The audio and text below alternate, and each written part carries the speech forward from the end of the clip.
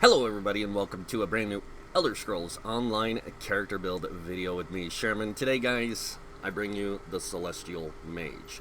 Now before we get started, disclaimer, this is a roleplay, casual play build. It is not meant for meta play. Now moving on.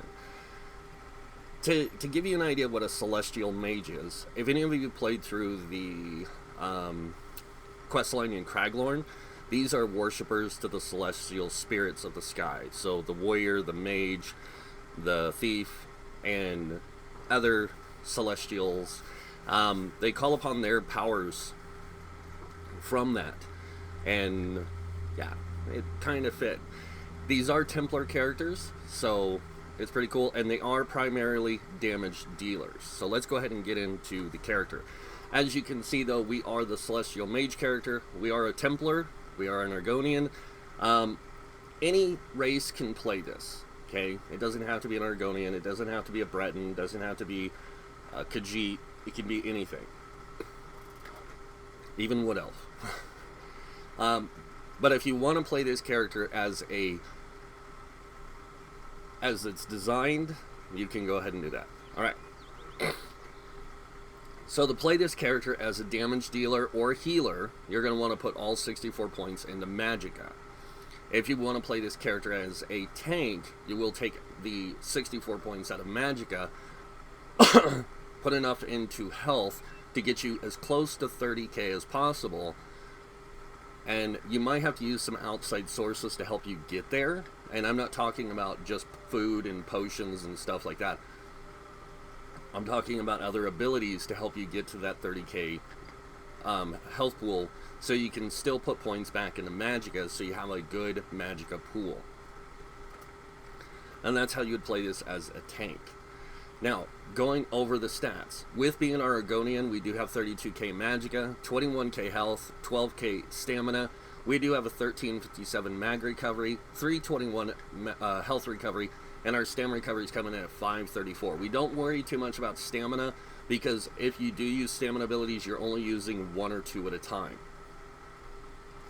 So don't stress that too much. When it comes to spell damage, our spell damage is going to be our primary damage source, so we are going to try and maximize that. As you can see, unbuffed, it's 2311 with a 50% spell crit. We do have a 14k spell resist with a 13k physical resist. This is unbuffed. And no, I'm not in medium armor. This is a light armor build. Going on down here to the Mundus Stones. So you can use pretty much any Mundus Stone with this that you choose. With this particular setup, I'm using the Lover to give me a little bit more spell penetration, so that way I can bring a little bit more damage against my enemies. Now, if I'm playing in a more organized group, I will switch to the Atronach Mundus Stone to get, or not the Atronach Mundus Stone, the Apprentice Mundus Stone to get more spell damage, or I'll switch to the Lover, or to the Thief to get more crit. It just depends. It also depends on what abilities I'm using, because if I'm using more stamina-based abilities too, I will use the Thief to get that higher weapon crit. Alright, moving on. We do have Major Prophecy on both bars because we are using Inner Light, and we have Witch Mother's Potent Brew, which gives us mag recovery, max health, and max Magicka. Moving on to our gear and equipment. Starting with potions. Tripods is what we use for tanking, and we use the spell power pots for when we're playing healer or damage dealer.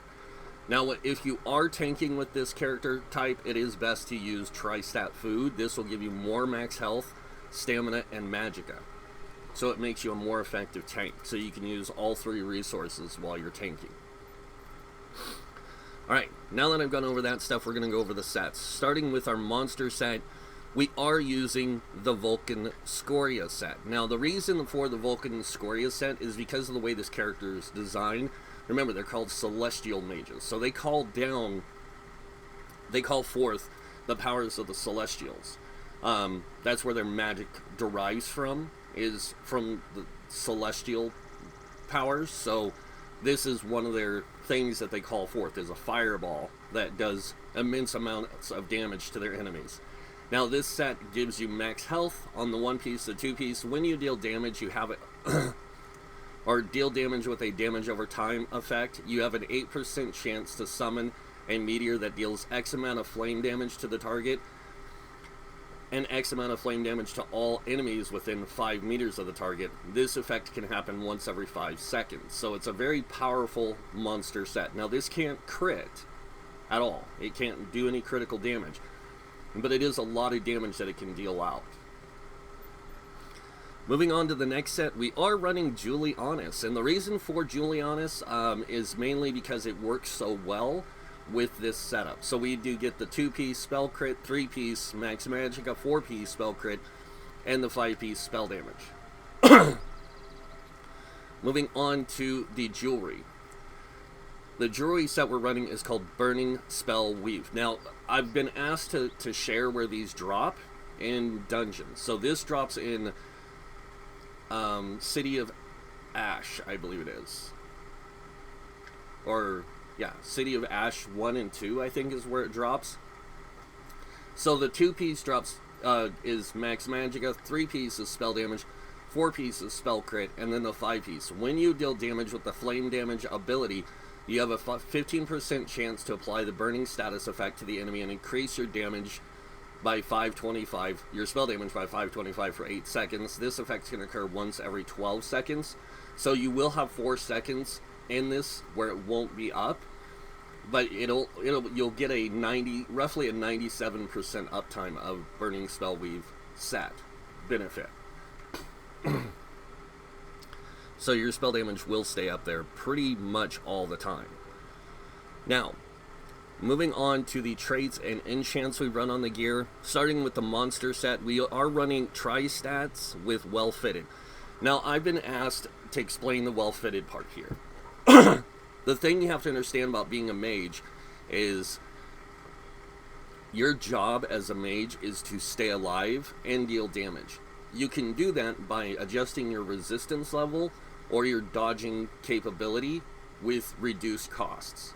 So in light armor, you don't get as much dodge roll cost reduction as you do in medium armor. So we want to get that extra dodge roll benefit, and that's why we use that for it, is to get that extra benefit. Excuse me. And that's why we use well-fitted, is so we get that extra benefit for dodge rolling to stay out of dangerous areas. The next thing is that we use tri-stats on our big pieces, the helm, chest, and legs. And the reason we use tri-stats in those areas is to hybridize the characters so they can play any role necessary that they need to play. Tank, healer, and damage dealer. Now moving on to the shoulders, we are using Divines on the shoulders with Max Magicka. This isn't the only place we're using Divines Max Magicka. We are using it on the gloves, the belt, and the boots. Now if you see, the belt, boots, gloves, and shoulders are all light armor, along with the helm is light armor. This is where we get our 5 pieces of light armor. And then moving on to our chest, it is reinforced heavy armor. And the reason we wear the heavy armor reinforced chest is to give us a maximum resistance value. This makes our resistances higher so we can stay in the fight more effectively. So we can actually take a few hits before we have to dodge roll or we have to block attacks. We can take minor hits because our resistances are a lot better. And the tri-stat here again is for the hybridization.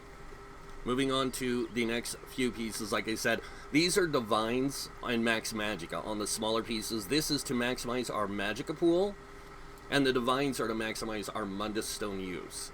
With 4 pieces in Divines, we actually get, I think it's like 24%.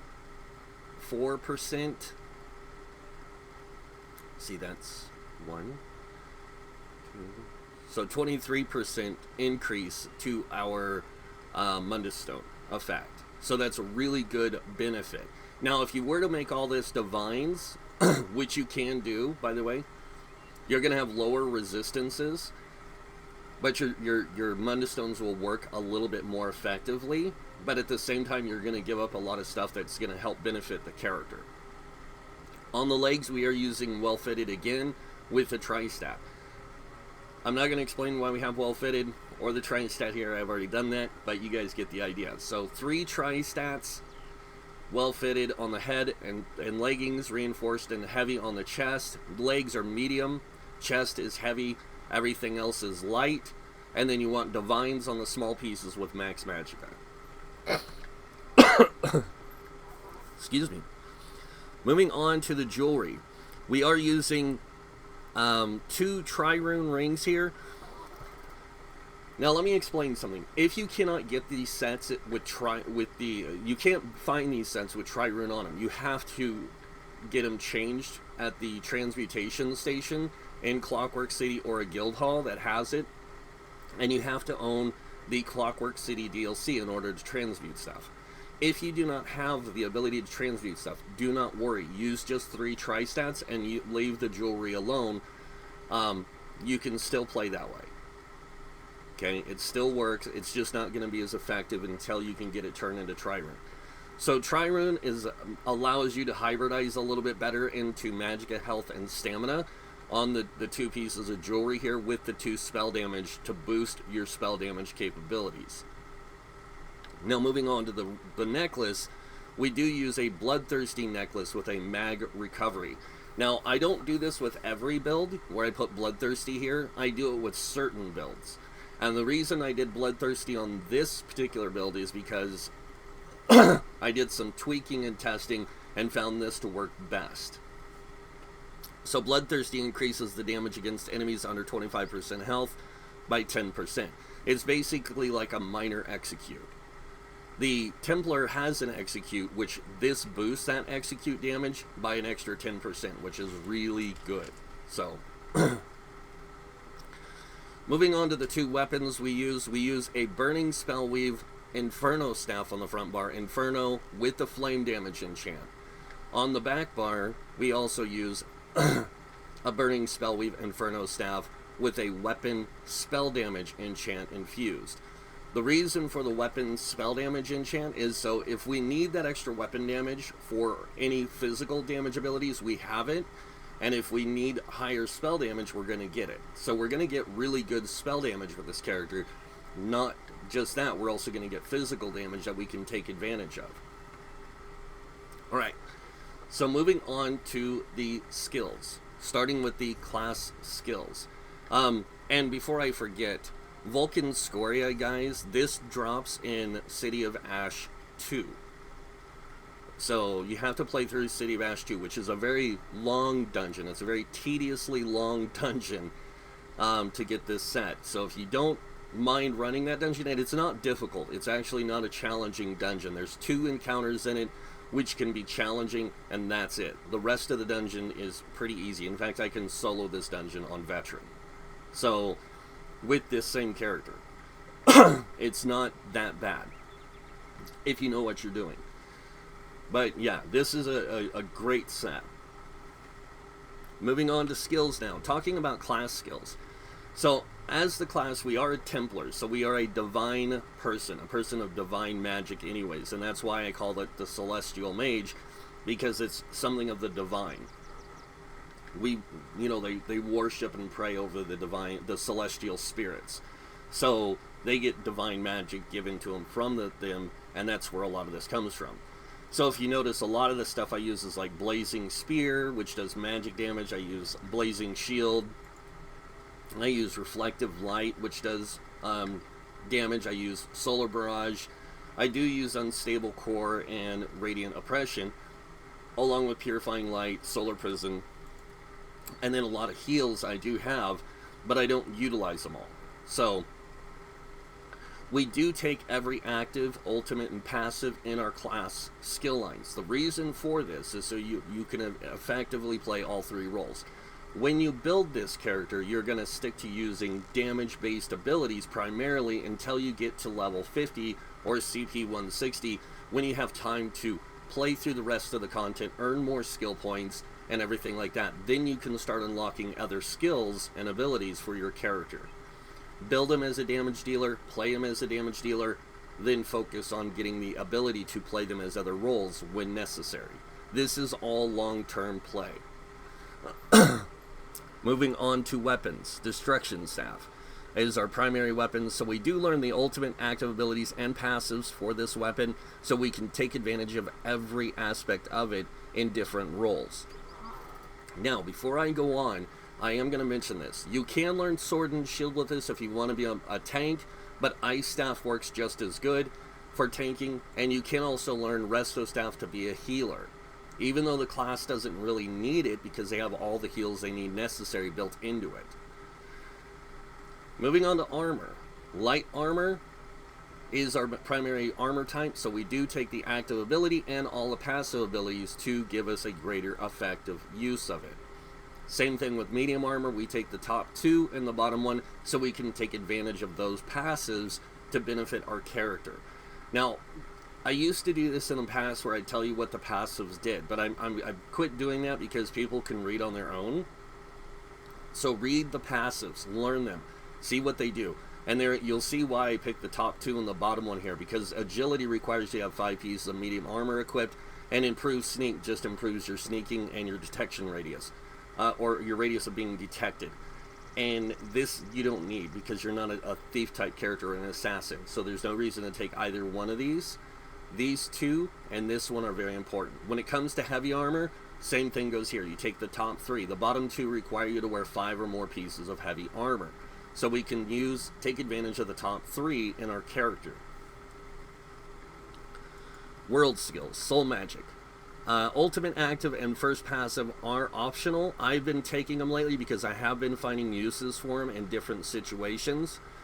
Soul summons and soul lock are, I wouldn't say they're optional, but they're not really optional, because soul summons will allow you to revive every hour without spending a soul gem, and soul lock allows you, every time you kill an enemy with a weapon ability, you have a 10% chance to fill an empty soul gem. Guild skills. Now, this is where things are going to get questioned a lot, and I have been questioned on this. Why do you unlock the fighter's guild abilities on a magic-based character? Because even though I'm a magic-based character, I can still use stamina-based abilities. What a lot of people don't realize is your weapon damage applied to you from your weapon type. Weapon type, that means staff or bow or dual wield, it doesn't matter. They all come with a base weapon damage amount on them. You see that? It says damage 1535. That applies to both physical and spell damage. So you can still use physical abilities with this and gain benefit from it. That's the other reason why, with using this on the back bar, we can take advantage of that extra weapon damage. It's not much, but it helps. And if you're using tri-stat food, you're going to have about a 20k stamina. So, sorry for the allergy problem again today, guys. So we do take advantage of these abilities in certain situations. Dawnbreaker I use when I'm solo playing in the world, because that way I have an up-close, quick, active ability I can drop on enemies. It doesn't do a lot of damage, but it can if I boost it up, because ultimates are based off your primary stat, or the most highest stat you have available. So in this case, this is going to be boosted off my max spell damage and max magicka, not just my weapon and stuff. It will boost my weapon damage, which is nice. I use Silver Leash for tanking, Ring of Preservation for when I'm playing a support character or healer, Evil Hunter for when I'm solo playing and I want that extra weapon crit kind of sometimes. Other times is if I focus more on playing with physical abilities and I want to level them up faster, I will use Evil Hunter on my bar to help level or use my physical ability so I get that higher physical crit chance. Mage's Guild, I do use the ultimate active abilities and passives in different roles. Same thing with Psijic Order. And along with that, Undaunted. But Undaunted is a little bit different because Undaunted comes from running daily dungeons, like your random normal dailies, your random veteran dailies, and from running your daily dungeons at the Undaunted camps and the Undaunted delves, daily delves. If you do this, you can earn experience towards your Undaunted skill line. Another way you can earn experience from Undaunted skill line is playing through the quests inside the dungeons on normal mode. This will help you level this really fast, because every time you complete one of those quests, you get something like 40 or 45 points towards your experience in the Undaunted skill line. and every time you complete a dungeon in a delve or on a daily, you get 10 for normal runs, and you get 20 points from veteran runs. So unlock these because every single one of them is a synergy, so you can use these in a group dynamic. Sometimes I even use Mystic Orb on my damage dealers, because this way the healer doesn't have to spam these. I can give them out too, which helps aid the group. I can still offer some support. I use Spike Bone Shield sometimes when I'm tanking, so I'm not wasting magicka on shields. I use Inner Beast for tanking, so I have a ranged taunt, and it costs stamina instead of magicka. It's really cool. And the passives are very, very important. Undaunted Command, anytime you activate a synergy, you restore 4% of your max health, stamina, and magicka. I would get 975 health, stamina, and magicka back. And if you add this with orbs, you get normally 3,960 magicka or stamina, whichever is high, your max stat. So in my case, magicka, and I would get 1,000 something on top of that. So I'd almost get 5k magicka back, which is really good. And then Undaunted Metal increases your max health, magic, and stamina for each armor type you're wearing. That's one of the reasons why we wear the 1 medium, 1 heavy, and then the rest light, is so we can take advantage of this benefit to where we get 6% of our max stats added to our character. Alright, moving on to Alliance War, Assault.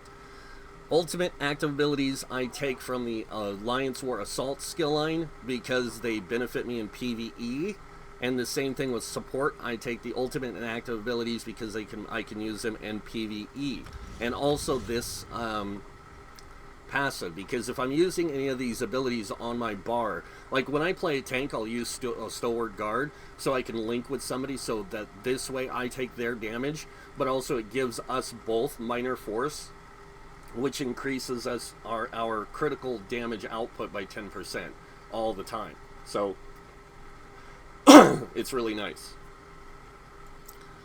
And then Argonian is the race we chose for this. Now, like I said, any race can work, and just make sure you unlock the passives. With Argonian, you get Life Mender, which increases your healing done by 6%.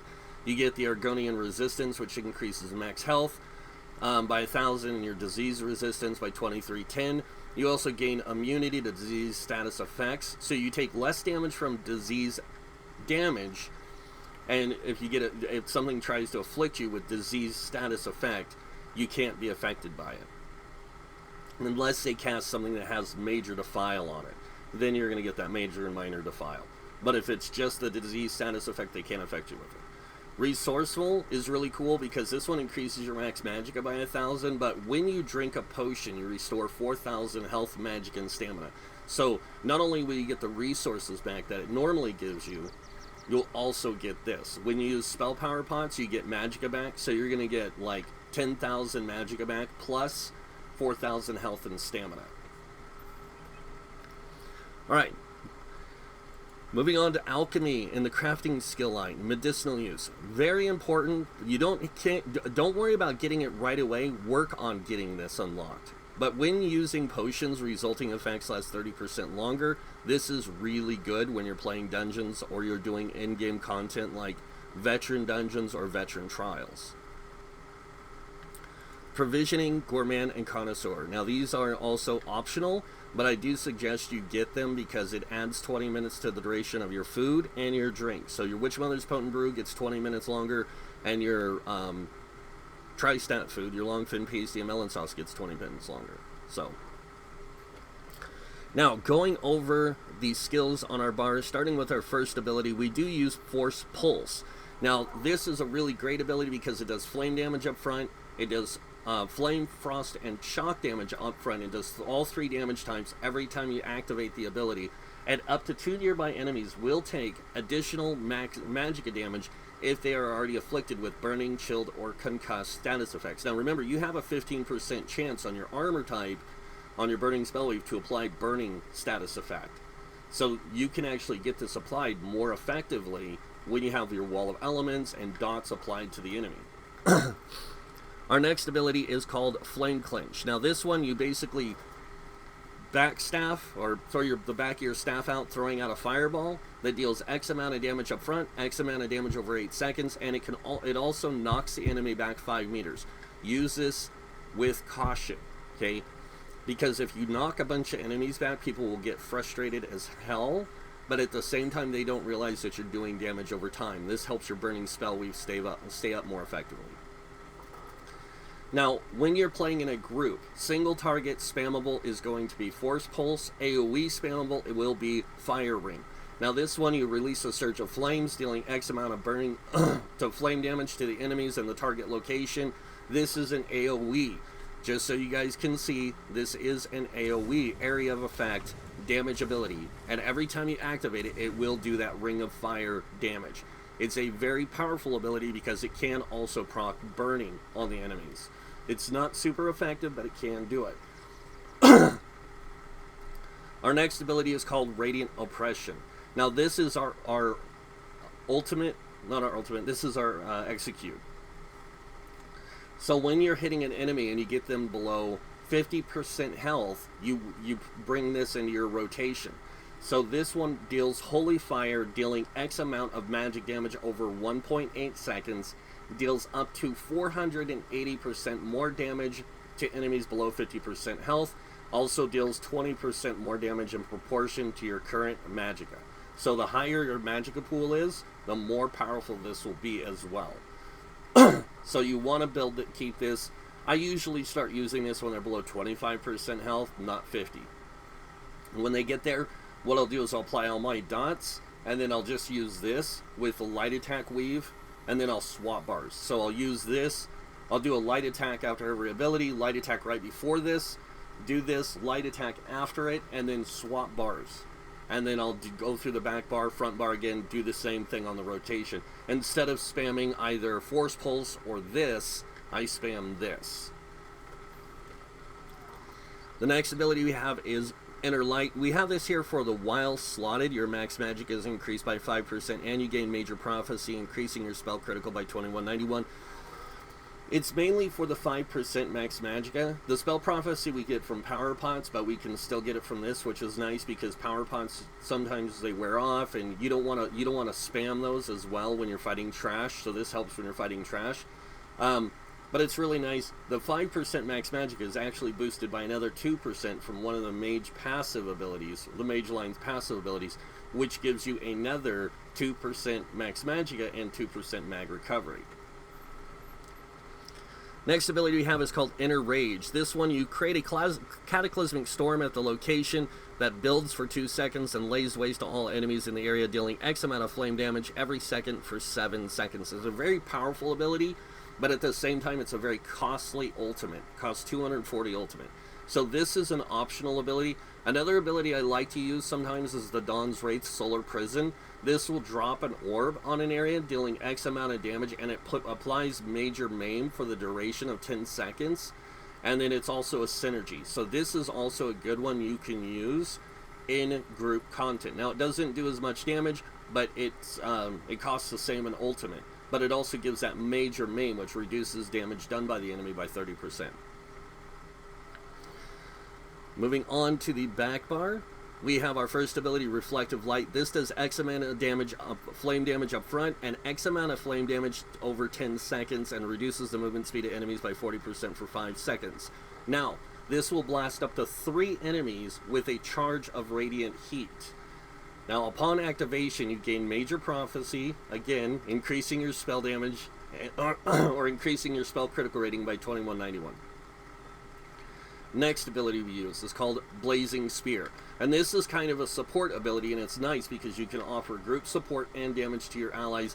This does divine damage, or it does magic damage up front, and then it does ticking damage every second for 8 seconds. This is another reason why we keep these 3 or 4 abilities on the back bar. They're all damage over time abilities. Now, anyone can activate the synergy from this, which will give them their max resource back, which is either max magicka or stamina, whatever's higher. The next ability we have is called Blockade of Fire. We put this down. This creates a firewall, and if the enemies are burning, they take 20% more damage from this ability. That's another reason why we use Burning Spell Weave. All these abilities can proc Burning Spell Weave because they're damage over time abilities, including this. And this will do X amount of damage every second for 8 seconds and a very large radius in front of you.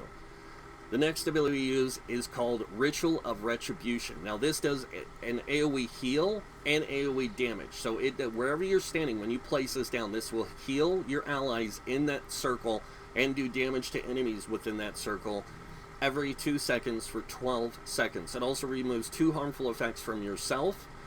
And then allies in the area can use the synergy Purify, which will cleanse them of any harmful effects, and it heals them for X amount of health. This scales off your highest offensive stat, which is Magicka, so it's really going to be powerful in the long run. Next ability we have is Enter Light again for the 5% max Magicka and Major Prophecy, and then the last ability we have is the ultimate from the Mage's Guild skill line, and this is our primary ultimate. It's called Shooting Star. This will, you drop an fireball basically from the constellations to blast the enemies, dealing X amount of flame damage to all enemies in the area and knocking them down and stunning them for 2 seconds. After impact, enemies in the target area take X amount of flame damage every second for 11 seconds, and you generate 12 ultimate each for each enemy hit by the initial blast. So if you drop this into a pack of trash, every enemy hit is going to give you ultimate back. It costs 192 ultimate, and that's the reason why we use it. It's a very good damage ultimate. And that is the skill setup. We're going to go ahead and take a look at the CP, starting with the red tree. In the red tree, we have 56 in the Ironclad. This reduces damage taken from direct damage attacks by 20%. Moving on over here, we have 38 in the light armor focus. This increases physical resistance by 3250 while wearing 5 pieces of light armor. Being a Templar, you get extra spell resist, and wearing light armor, 5 pieces of light armor, you get extra spell resistance. So your spell resistance already boosted enough, so you want to put into physical resistance to make you more survivable against that. 31 into Thick Skin, reduce your damage taken from damage over time effects by 13%. 43 into Hardy, reducing your damage taken from physical poison, disease damage by 10%. And 43 into Elemental Defender, which reduces your damage taken from Flame Frost, Shock, and Magic damage by 10%. Moving on to the final red tree, we have 40 into Bastion, increasing effectiveness of your damage shields by 16%.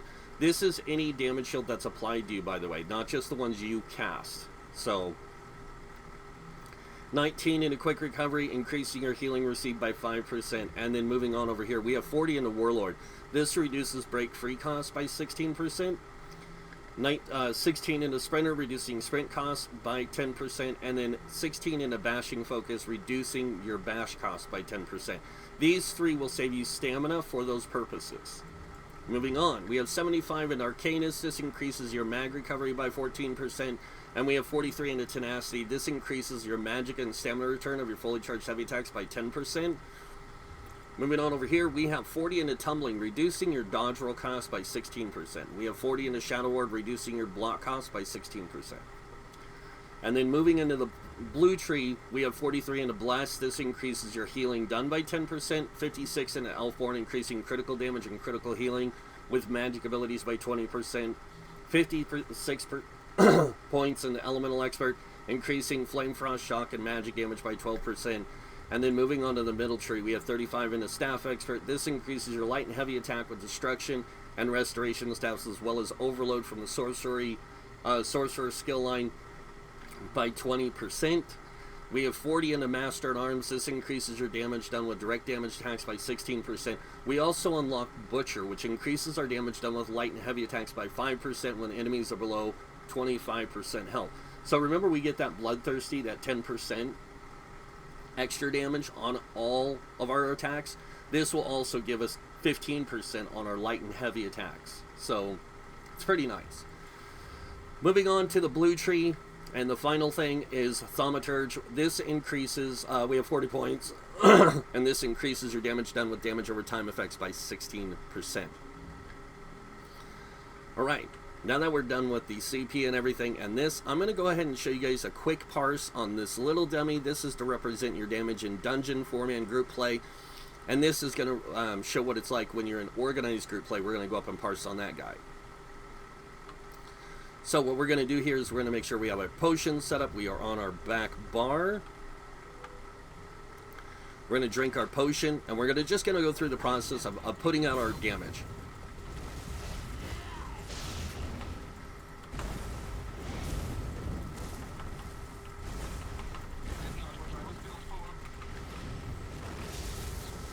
So there you go, 24k DPS with this guy. And I do want to get in here so I can show you what it looked like. So this is what my spell damage looks like when everything is buffed.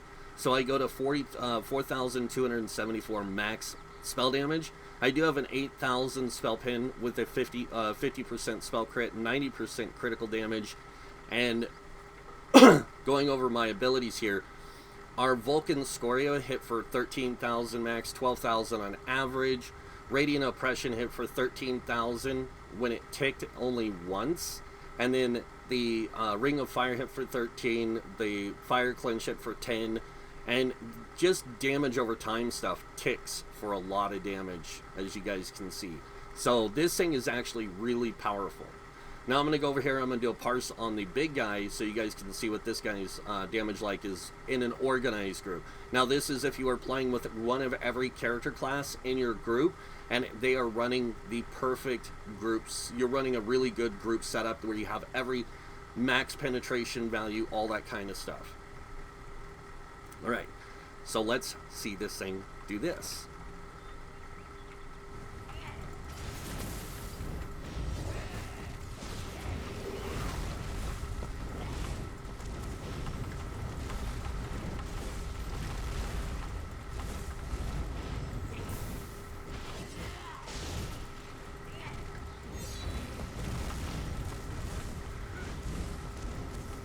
And as you can see, we're pulling about 34k, almost 36k, and then once I get this ultimate off, it will, you'll see even greater damage out of it. So I should be able to get closer to 40k DPS, so yeah. For roughly, I can get this thing up to about 45k DPS if I can pull the perfect rotation. And this thing is actually pretty powerful for being a Templar character. So, and remember, this is also an Argonian, and potions on this thing give you a ton of resources back. So you're going to want to use potions a lot, but that's pretty much how it looks in action. Now what I'm going to do is I'm going to change a few abilities out so I have greater survivability for when I'm in a dungeon situation. So I am going to grab my blazing shield and put it on the front bar so I have a decent shield. And I'm not going to change anything else besides this ability. I'm actually going to move this out of the way, this out of the way. And I'm going to get rid of that, and I'm going to go back here and grab my channeled focus. So this way I get higher resistances as well. So we're going to go ahead and jump over to the Depths of Malatar dungeon. And we're going to go play in here. And just to see how it works in a dungeon setting so you guys can see what it's like in a solo play setup. So this is what it would look like in a dungeon and solo play, but just imagine this thing in Overland also, because Overland is a lot different than playing in a dungeon. The mobs, some mobs don't have as much resistances as they do in dungeons. In dungeons, they have 18,200 resistance, and their resistance is based on, I think it's either 500 or 550 resistances on the enemy to 1 point of mitigation. They get a 40% mitigation, basically. And their damage. So, and with this I can get a pretty decent amount of damage output.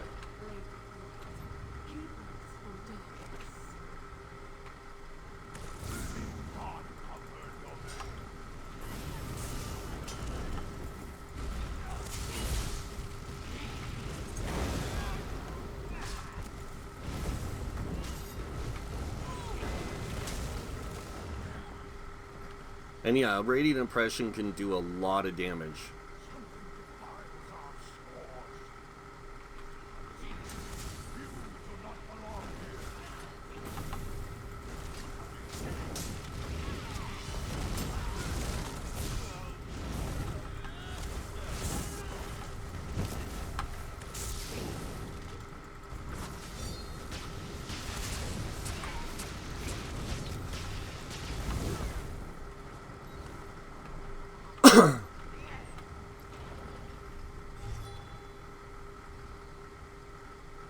Now, I don't know how well I'll do in here with just that little heal, but we'll see.